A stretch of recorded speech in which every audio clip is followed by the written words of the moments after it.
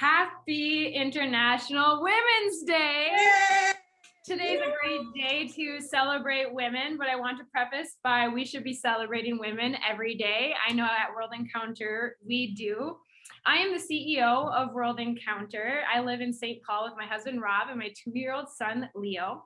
And I want to let you know just a little bit about World Encounter for those of you who have never heard of us. But World Encounter is an international nonprofit based in St. Paul, Minnesota and Tanzania, Africa, founded by Kurt Rosen. World Encounter provides capital, coaching, and community to women. Our vision is a world in which empowered women elevate communities and eliminate poverty.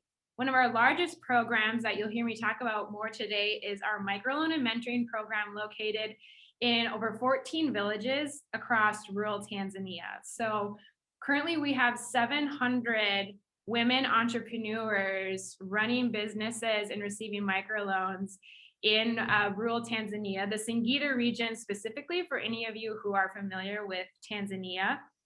And we have a goal of serving 10,000 women by 2030.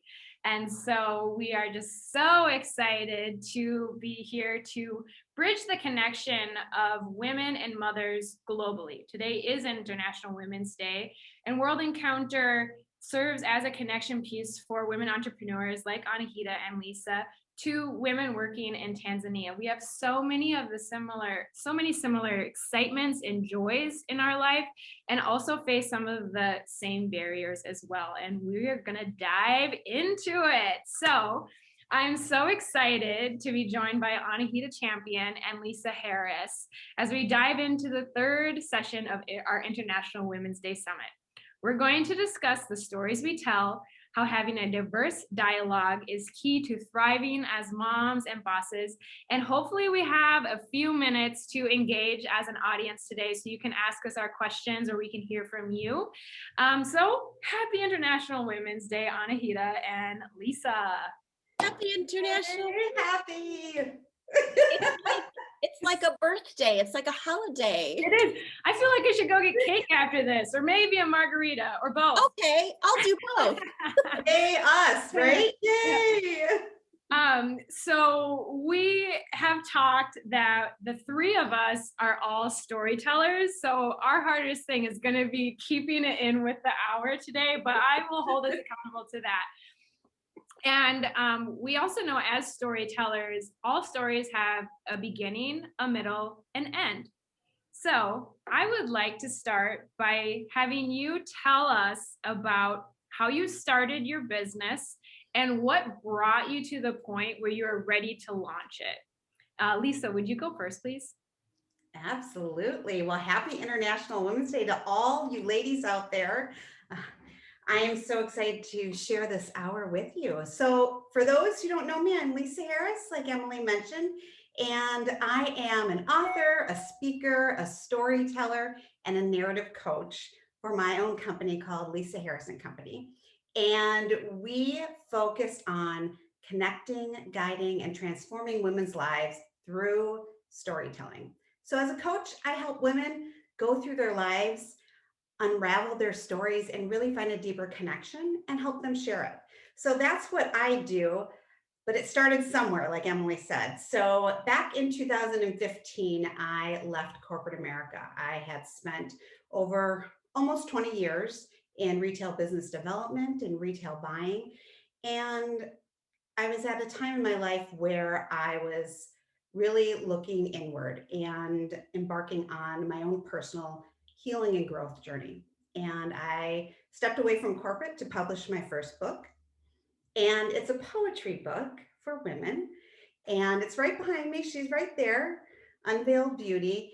And she became the vessel for everything that I do today. That book was my own journey, and it opened up my heart and my growth.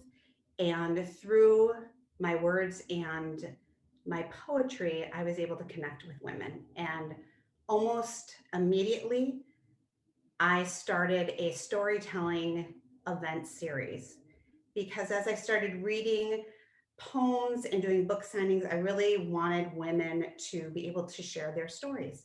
So in 2017, I started a storytelling event series where we invited women to share their stories.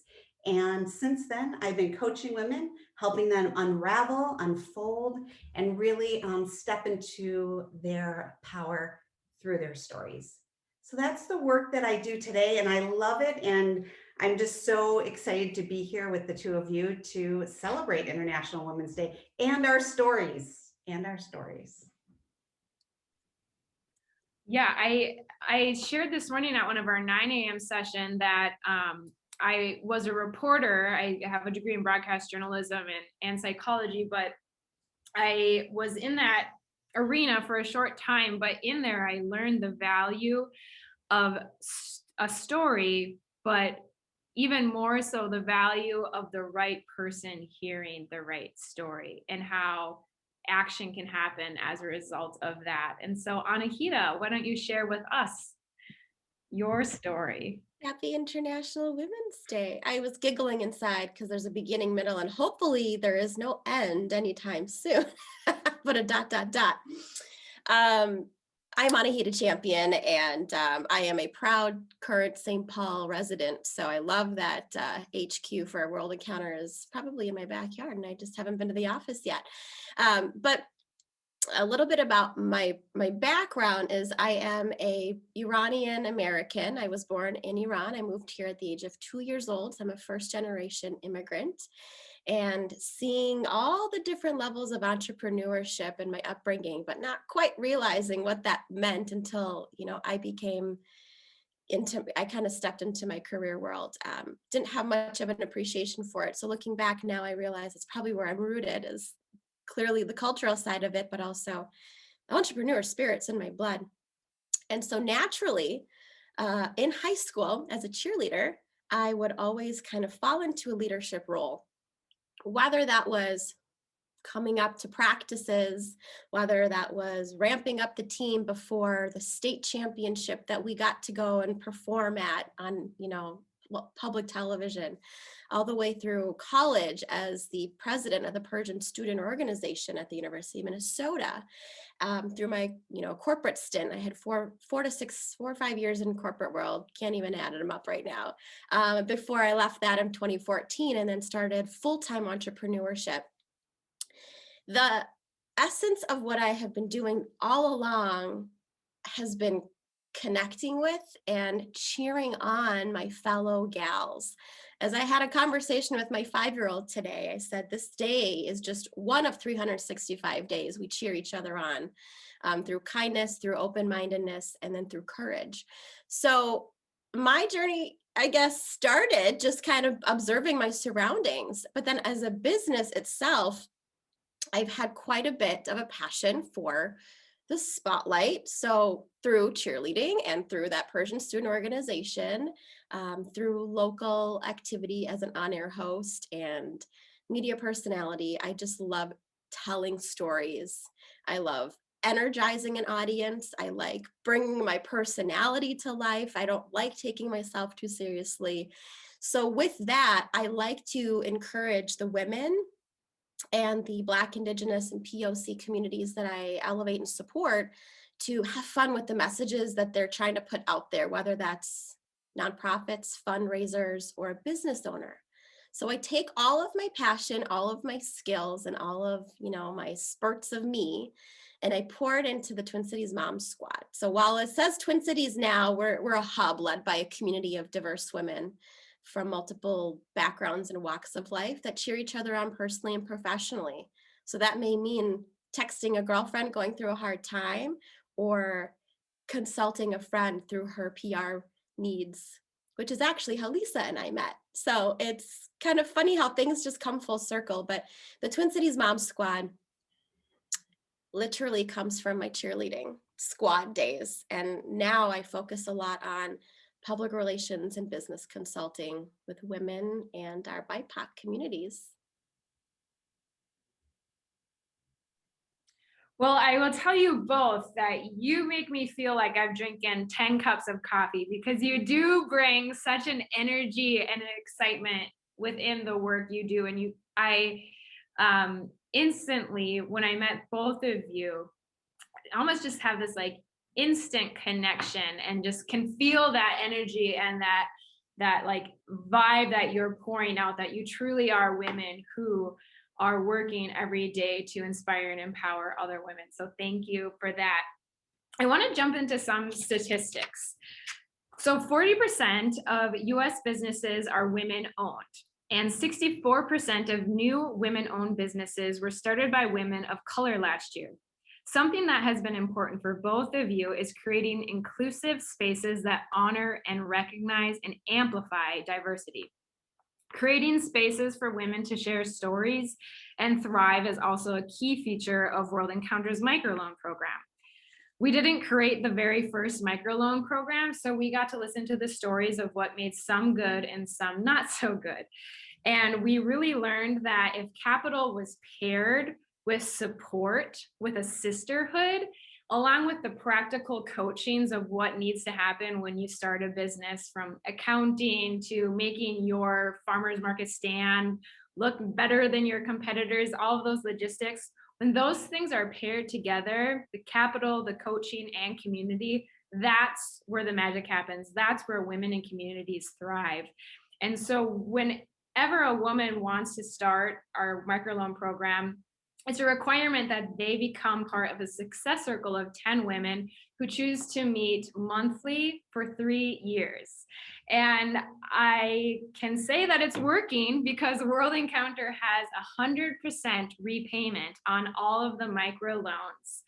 But the thing that really fills my cup is, like, of course, I just love watching these women start businesses and change their village, and watch them send their boys and girls to school and build new homes and all of this. But honestly, it's that confidence and that sisterhood that they're building, and just the power that they finally get to step into. That it's a byproduct of the microloan program, that these women are stepping in, building sisterhoods, and the girls that are being born in these villages today will always see women as leaders. And I think that's really, truly wonderful, because we know that if we lift up women, we lift up humanity. But I also know that World Encounter is unique. There's not very many nonprofits with us that pair a microloan into coaching and support. I also know, after spending 10 years in corporate, it's also not always the structure inside other corporations and businesses. And so, since teamwork and support isn't always built into our structures or even our cultures, our communities, you two have been so intentional about building diverse communities of women. So I'd love if you would share with me how you've built your diverse communities, and some ways businesses or anyone actually could start building or improving on diverse and inclusive spaces. Lisa, will you kick us off? I would love to. I love this question so much. At first, when I was thinking about this, I was thinking about intentionality, right?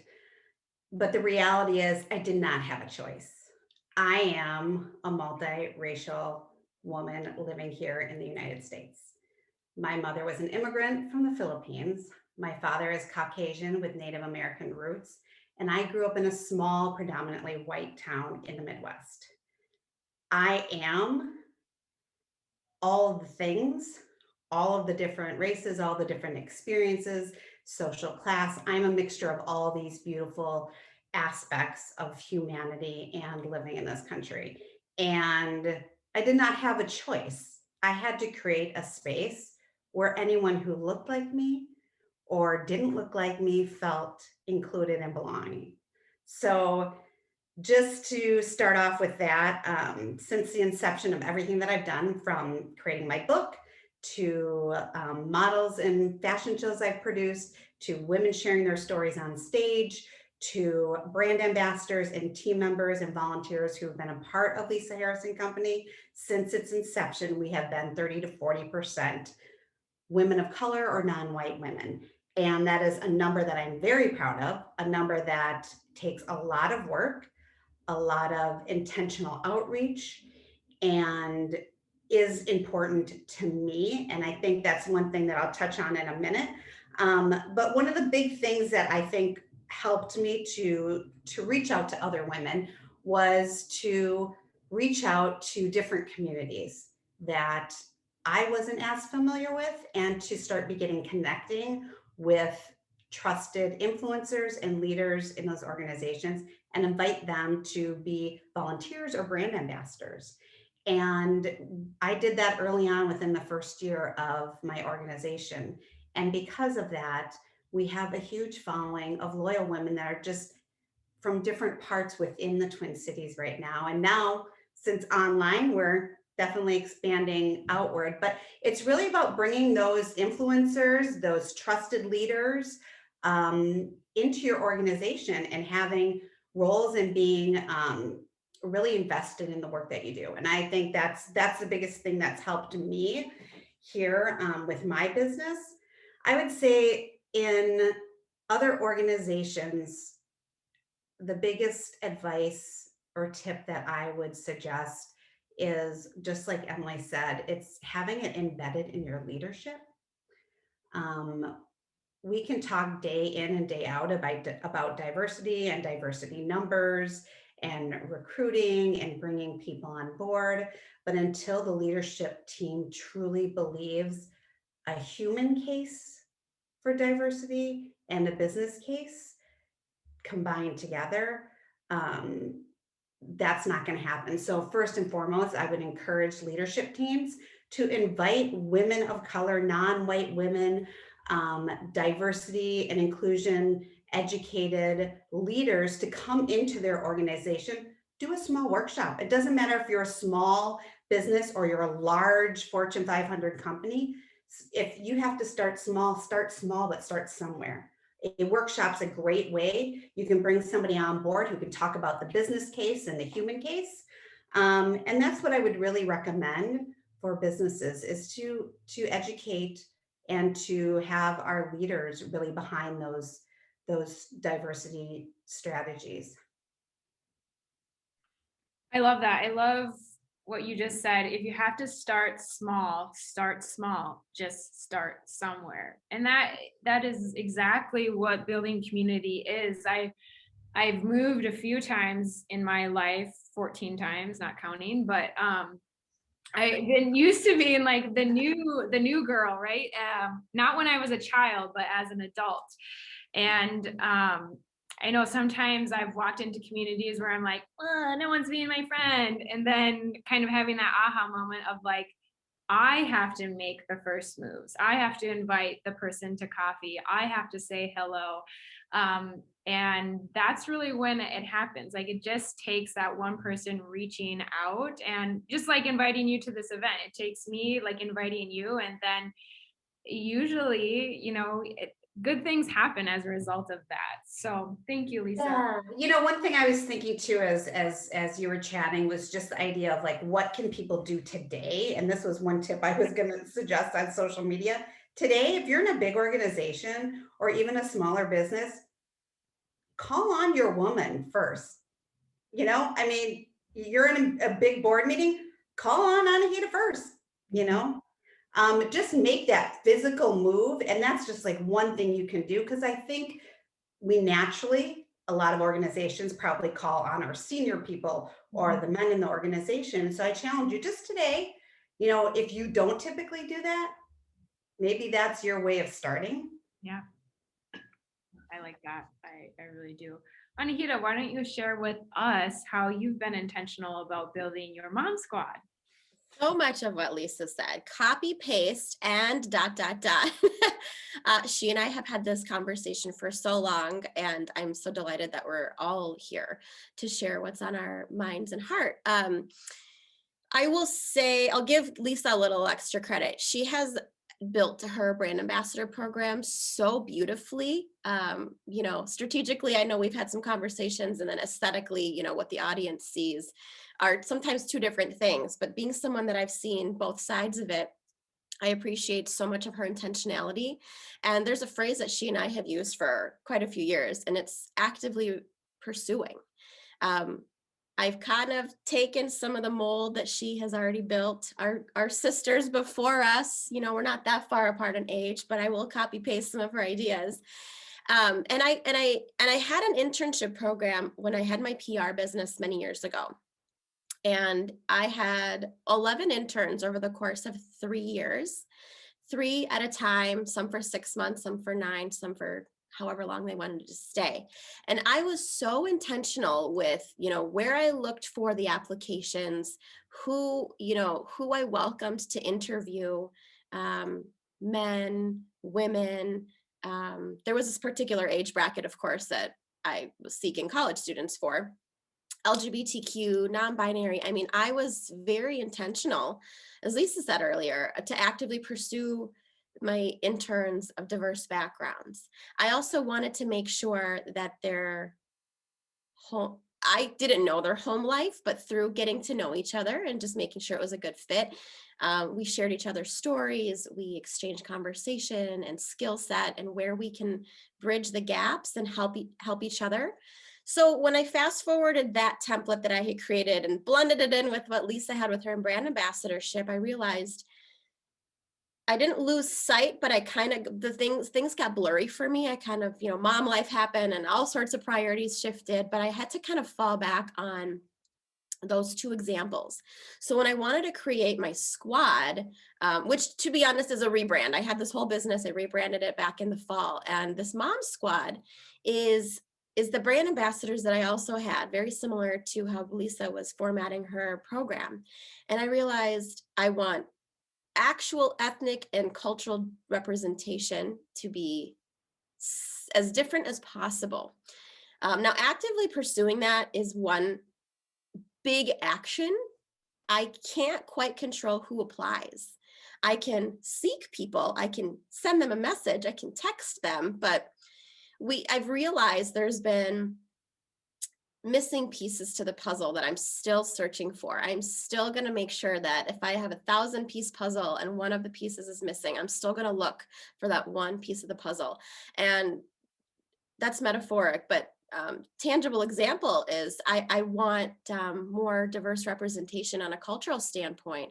I would love to be part of the squad, whether I'm invited to speak at their functions and their client roster, or if I have them come and be part of the directory of women that I support through my services, to not only be cultural, but age, disabilities. I have yet to have somebody with a different disability on my team because I just haven't quite found it. So I'm trying to kind of be open-minded and open-hearted and constantly learning myself. So for me, I'm actively pursuing a lot of this and I'm learning from each other. I'm trying to constantly remind myself it's not a competition.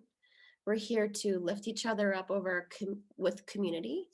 So for me, some of them have been referrals, some of them have just been natural relationships that I've built over the last few years. So the squad, while they apply for it, I'm also keeping my eyes peeled and just messaging people. I would love to include you in my squad. I'll cap it there for now because I could go on. Yeah, I'm just going to say one little thing. It's hard work and it's intentional. And I know the next question is where I actually naturally want to go. So I'll let Emily certainly guide us, but it's not just a number. It's about getting to know the human and how do we get to know the human, and that's about trust. Yeah. And in trying, like Anahita said, like you can kind of make that call to have people joining you in your mission, in your business, and you can't always pick who applies, but creating the space that allows for that inclusivity is so important. And in World Encounter as well, we remove every barrier we can for a woman to get involved with our microloan program. We're not going to ask really any of those questions. I know sometimes we will get asked about the type of women we serve, and we're serving diverse age ranges, that we have women from multiple religious backgrounds, different occupations, skill sets, education levels, married, not married, moms, not moms, and just making sure that there isn't anything that's keeping them from like achieving their talents and the opportunities that they deserve.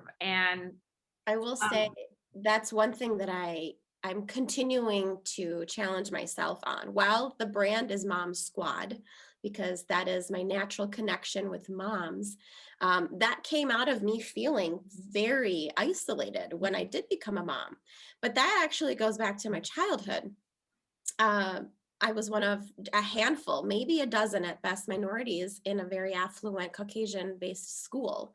Grateful for the opportunities, and that's why we migrated here. But it was isolating, and I just always felt like I was trying so hard to blend in. Well, guess what? I have very bold features. It's impossible to blend in. So I now have a sign where it's probably my daughter's room, but it says, "In a flock of seagulls, be the flamingo," like, and really stand tall on your leg. I had to put that in her room because I thought it was so great. But it took me years, took me into my 30s to really embrace that. So when organizations that I was part of, even the nonprofits that I wanted to partner with, that kind of goes back to answering that last question, but just different avenues and different communities I really wanted to blend in with. It was so, I felt such a kind of, there's friction. I was going against the grain. So it really took me to just embrace standing out, because it's an infectious energy that I think a lot of people will probably enjoy, maybe intense for some people, and that's okay. But it's something that I wanted to just make sure was part of my livelihood, so that people, even when they see Mom Squad, can see themselves, can see their walks of life. And I have a message on the front page of the website, and I say it all the time: you don't have to be a mom to be here. I would love to feature dads. I would love to feature women. Motherhood itself it's a very personal journey. So I just want people to feel included. So my 3 things are: be seen, be included, and be encouraged. Well, and a lot of that too, like is finally gaining that power to really trust yourself. And it's amazing, like when you let go of all the other things and you step into your power and you trust yourself, that's when you really start seeing the change happen, and like the things, you know, that you've always been dreaming of come, because you have it in you. But building trust within yourself and building trust in your community is so crucial to building a business, to being an active community member in any relationship. Trust is key. And we've talked about that you need to tell stories oftentimes to build trust. And so my question to you is, what stories need to be told to help build that trust and elevate our lives and businesses? Lisa, will you go first? Yeah, I'm a storyteller, just as Emily and Anahita are also in their own ways. And I deeply believe that storytelling has the power to heal the world and to build meaningful connections within ourselves and within humanity. And my platform, our core values are authenticity, connection, and vulnerability. And I believe those 3 core values are very much the root of building trust. And when it comes to the stories that we need to tell, or we should tell, or we feel inspired to tell, they need to start from that place within us. And we need to show the world all sides of us. And I think when we start to say, hey, you know what? Yes, I was climbing my way up the corporate ladder and I was a successful woman leader in a Fortune 500 company. But guess what? It was demanding, it was challenging, and I was a young mom, and I was doing international travel, and I was trying to figure it all out, and I couldn't. To tell you that I was a success, and yet in the same token, I was failing some of my dreams. That's raw and that's real. To tell you that I am happy and powerful and my world and my family is healthy and good, and to tell you that some days that I cry and some days that I'm lonely, that's real and that's raw. And when you are trying to make a connection with a stranger or with somebody who's going to be a business partner or a friend, it's opening up. and understanding and being control of what you open up and share, but really letting people in. You have to let people in. And sometimes the world is beautiful and courageous, and sometimes it hurts and it's hard. So how do we balance between those? But it's important the stories that we tell bridges that gap between you and that other person to say, hey, guess what? You live on the other side of the world, but we are human. And yesterday I laughed and yesterday I cried. And I think those are the stories we need to share, as being able to balance life. Um, and I just hope that we can continue to do that in our little space here in the world, in our greater country, and across the world. Um, we all want to be loved and belong. So those are the stories that we need to hear. And hope. We need to hear stories of hope. We do. And I want to just reiterate that powerful word "and."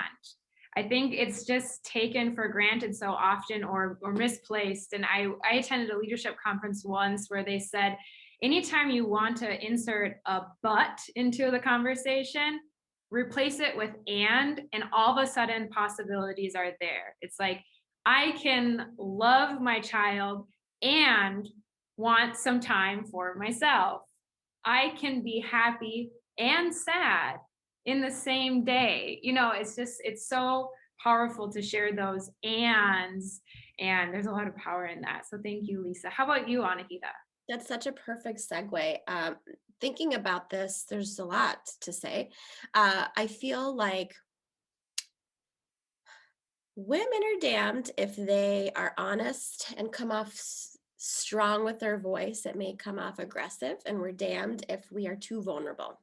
So I think we can be both. And it's not even like be both. This is how we're coming off, but this is also a message we're trying to convey. So my answer to this question is the stories that I feel like we should tell and need more is, let's say there's one particular question that we ask 100 women, the same question. We just need to listen to their very individual responses. And I guarantee all 100 might have some similarities.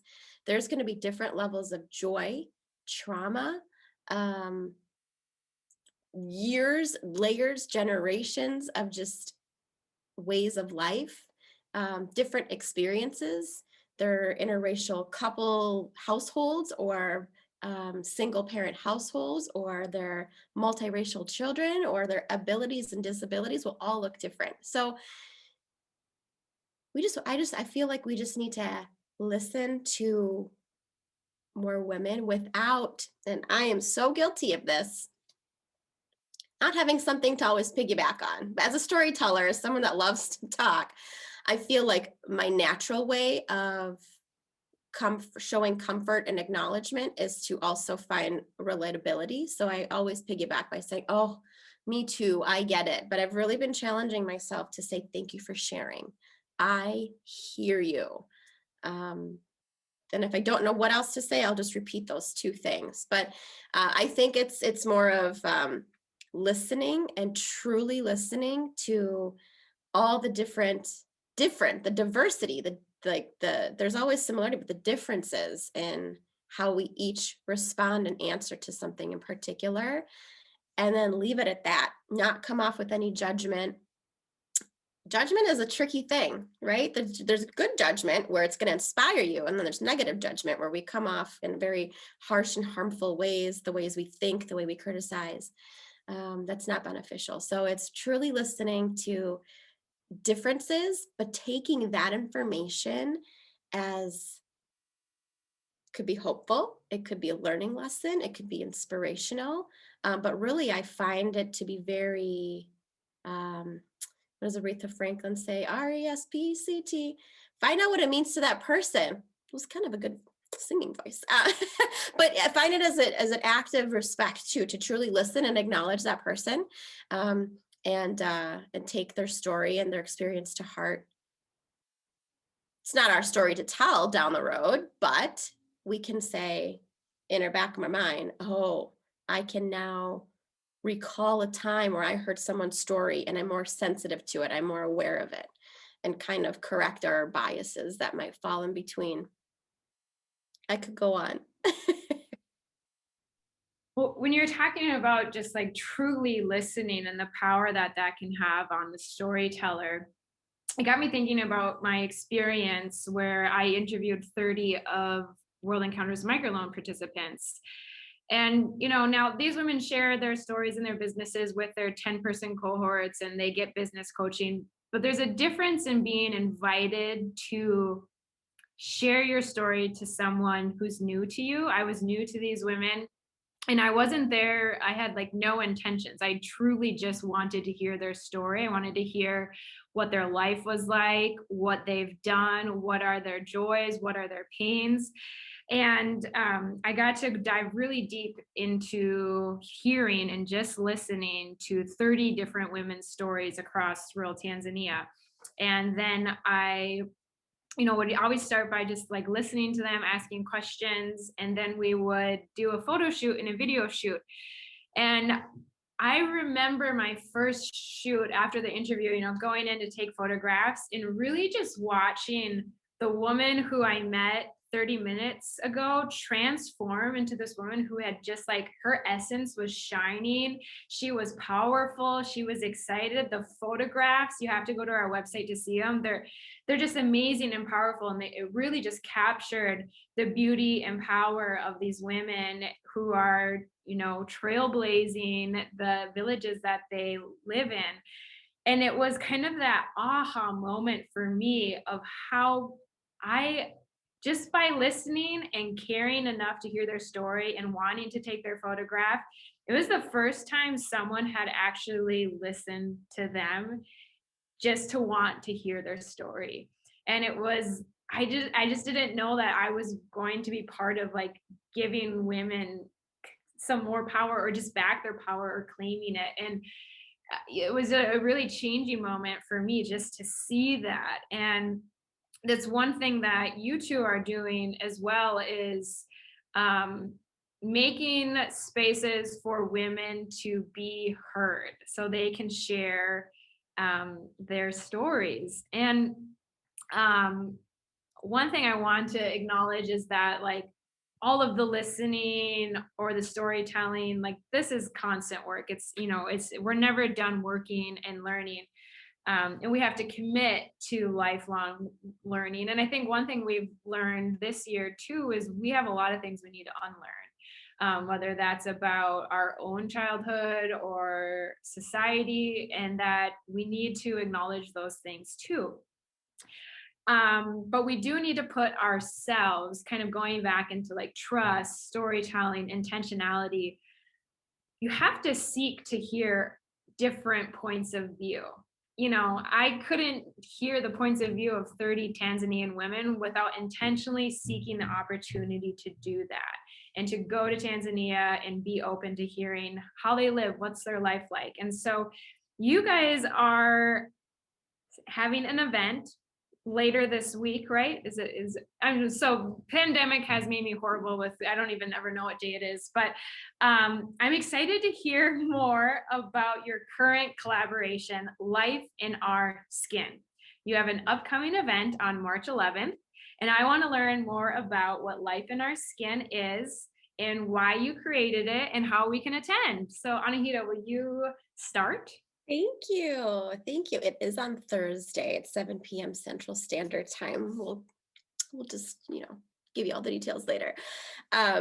Lisa and I, so we met in 2015 as a business exchange, which just connected right off the bat. And through conversations, personally and professionally, over quite some time, I was pregnant at the time, had a baby shortly after we started working together. And conversations outside of motherhood and then within motherhood started kind of overlapping, and there were a lot of similarities, a lot of me too, a lot of piggybacking, but we also listened to each other. But there was the common thing that we thought was we were talking a lot about how we don't fit in. See, I was talking about that earlier. We don't feel like we always fit in or belong into these multiple networks that we're both tapped into personally, professionally, locally, abroad.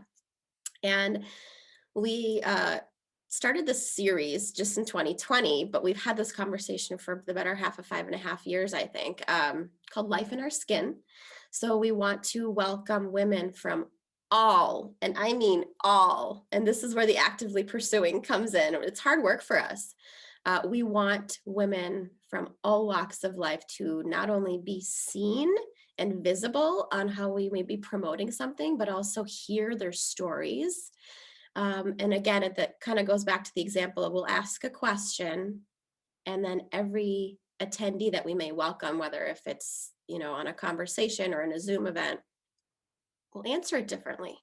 And it opens our eyes to their experiences. And then there's a lot of relatability moments. But this is something that we felt was important because we, as multiracial women, kind of felt like we were lost in the mix. We don't identify as white. We're not Black. And we say we're somewhere in the middle. It's life in our skin. So we address multiple topics. There's heavy topics. There's lighthearted topics like emojis and everything in between. So it was very passionate. Will you be addressing the middle part versus the side part? Oh no, maybe. But clearly we're all sporting. You can tell where we all stand. We're not. So that's the essence of Life in Our Skin, is really to embrace our differences, but also bridge some gaps, to heal, to support each other better, to be stronger, I think, as a community. I'm sure Lisa can fill in much more too. You did a fantastic job. Thanks, partner. Oh, goodness. Yes, all of that is true. And Anahita and I have been talking about this for a very long time. And we had a successful event last October and wanted to continue to expand it out. And we're finally in a time in this country where people are asking questions and people are listening and people are curious. And this country is full of incredibly diverse communities that aren't always represented in media, in the narrative that you see in the news, in diversity conversations.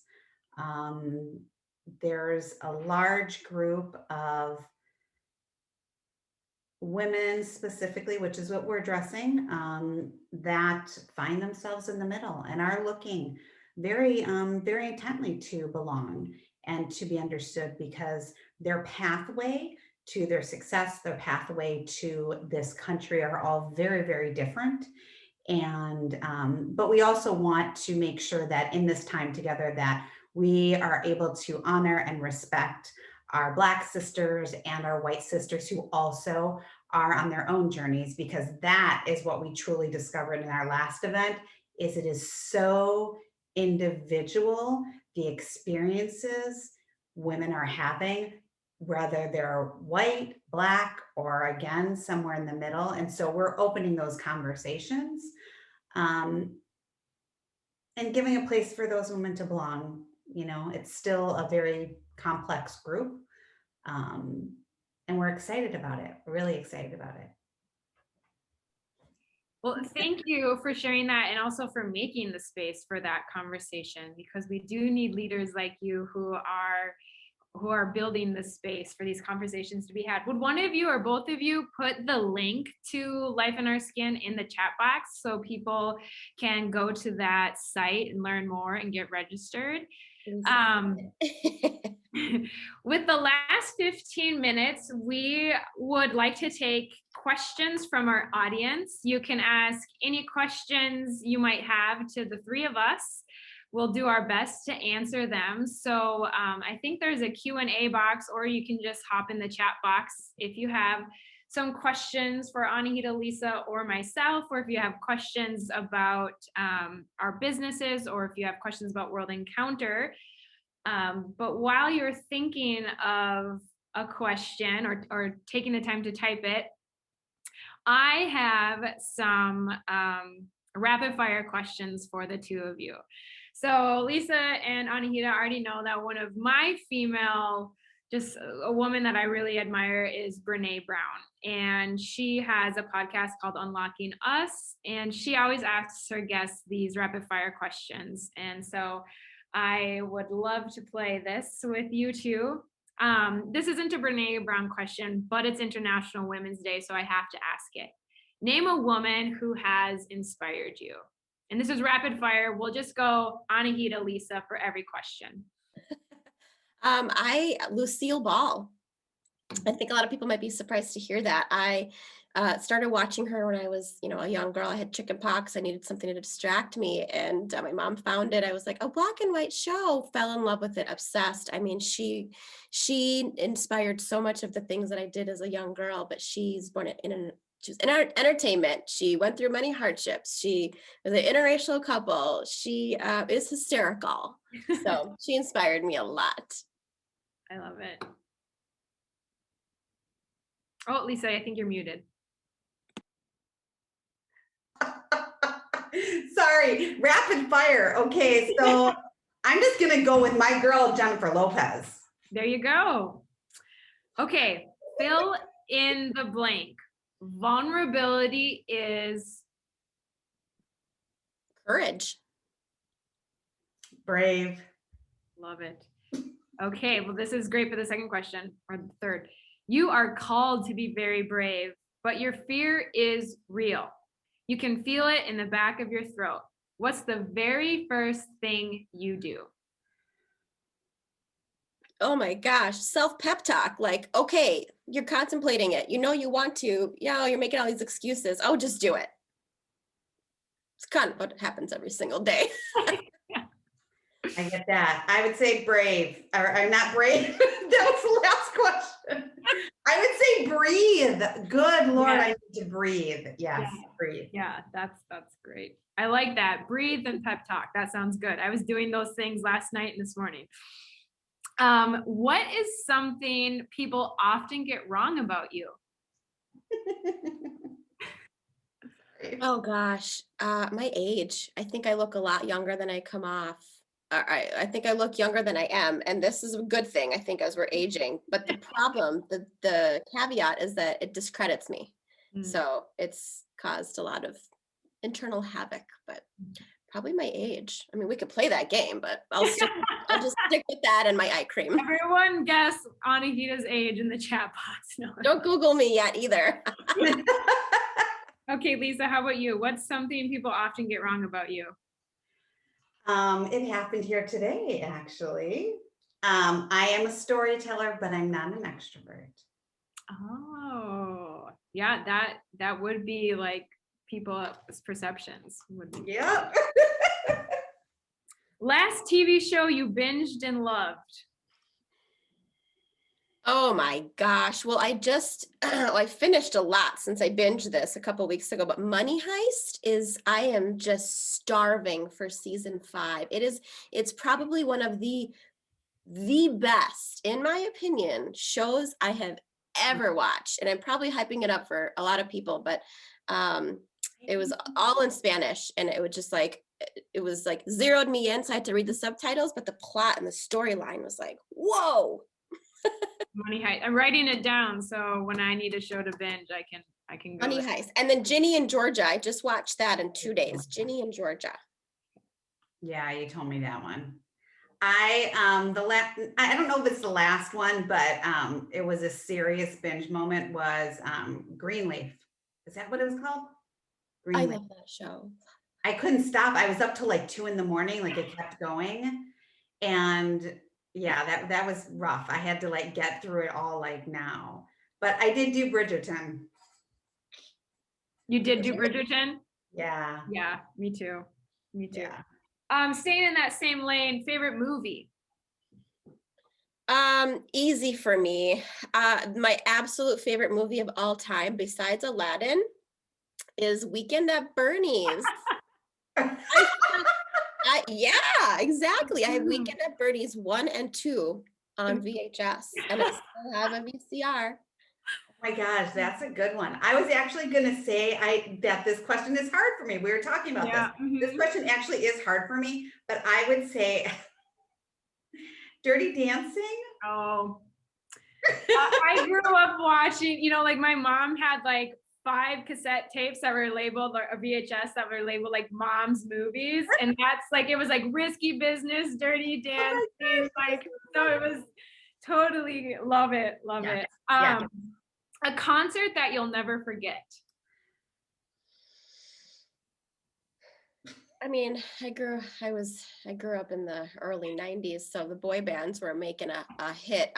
My first concert I ever attended was NSYNC, but it was memorable because it was the first. Yeah. Do I even dare say this? Just say it. I'm going to say a really bad one. You guys are going to have to Google it. I went to the Stone Temple Pilots reunion concert. They were back together. I was a good girl, but I may have been crowd surfing. I don't know how that happened. I just was like, I'm floating on people. This is a cool concert experience. That's awesome. Oh, I love that. That's a good one. Well, it's better. I'm not even. I was about to say something that I shouldn't be saying, so I'll just answer the question. Okay, so Janet Jackson, because I'm much older than you gals. Janet Jackson is my favorite concert, but I have to say the most memorable one was my first concert. And you will have to Google this likely. You probably won't know who it is. But my best friend in high school, her dad was able to get us a limo to go to our very first concert. And we went to see Nelson. And you'll have to Google that. I know Nelson. I'm not going to tell you who Nelson is. They were not a one-hit wonder, but I'll just leave it there. Oh, I love that. What's your favorite meal? Persian food. There's a dish called zerish polo, which translates to Barbary rice and chicken. It's made with saffron. It's so good. And when I don't have that available, tacos. Okay, so I was going to say lumpias, which is a Filipino egg roll, and tacos. Right. Okay, tacos are universal. Yeah. They're so great. Post-pandemic, we'll have a little barbecue where you can cook me your favorite meals, because those all sound wonderful. Deal. Okay, my last rapid fire question. Tell me one thing that you are deeply grateful for right now. I'm really grateful for my tenacity. I'm just going to give myself a shout out. I think without grit and tenacity, I wouldn't have these crazy ideas that I have. I wouldn't give up on the things that I really want to do. I wouldn't have this amazing sisterhood that I actively pursue. I wouldn't let, discrediting feedback get me down. Just tenacity in and of itself, I think, has been such a interesting journey. That's deep. And chocolate. I'm really grateful for chocolate. I was like, oh, Anahita, you always make me undeepen my answers. And chocolate and Lisa and Emily. Chocolate and Lisa. For me, it is, I'm most grateful right now for a husband who has allowed me to grow and heal. I've been married for well over 20 years. And so that's a journey in and of itself. And those in your audience who know what that's like, I'm in a moment where I'm grateful for him and for him giving me the space to be me. So that's so beautiful, Lisa. And I am very grateful in this moment right now to have this conversation with the two of you and be in community together. I actually text both Anahita and Lisa earlier this week because we had met to do some planning for today's event, and we were on social media, and there's like a million different platforms these days. I can't keep up with them all, but I'd be getting these notifications like Lisa just shared World Encounters post and Anahita just commented. And it was just like complete, like women lifting up each other, like gushes of love about each other, just like how we were so excited to be in space together and support one another. And I just felt really, it felt like I was being hugged by them. And I text them saying, is there any better feeling in the world than being supported by other women and having like verbal affirmations of you being able to say like, I love you, sister. Especially for me, I don't have like a biological sister. And so I think for me too, like building this community of strong, powerful leaders and women in our community, and seeing the spaces that you two are making and some other trailblazers within our communities, like the Coven, the co-work center that I know that Anahita and I both co-work out of. And there's so many that I yet to learn about because I am newer to the St. Paul Twin Cities region. And so I'm just every day so grateful that there's spaces who are showing up and putting their voices into action to make the world more gender equal and have equity for all. And so just thank you for being here today. It was a joy to talk to you, Lisa and Anahita. I hope you enjoyed this as much as I did. You can find information on Anahita, Lisa, and how to get involved with World Encounter at women.worldencounter.org. I want to remind everyone and invite everyone to join Anahita and Lisa for the Life in Our Skin event. The link is in the chat box. And I also hope that you enjoyed today's International Women's Day Summit. I want to thank Lead Pages, one of our event supporters and partners. The beautiful website that you registered on was built and strategized with their team. I want to just say a specific thank you to Bob and Stacy for all of the work that you've done in the conversations that we've had. It's been fun to watch the vision of International Women's Day come to life. If you enjoyed today's event and you want to support World Encounter, one of the best things that you can do for us is join us at our spring fundraiser. Anahita was a guest presenter at our ROSE event last year. So ROSE stands for Reaching Out to Sister Entrepreneurs. It's World Encounter's largest fundraiser. It's $40 a ticket. And it's a fun and entertaining morning connecting to women around the world. And all proceeds go to help women in rural Tanzania. I will put that link in there. Otherwise, it's women.worldencounter.org/rose. And I just want to thank everyone for choosing to spend International Women's Day with us. I can stay on for a few more minutes if you have any questions for me, but I just want to say thank you again to Anahita and Lisa, and happy International Women's Day.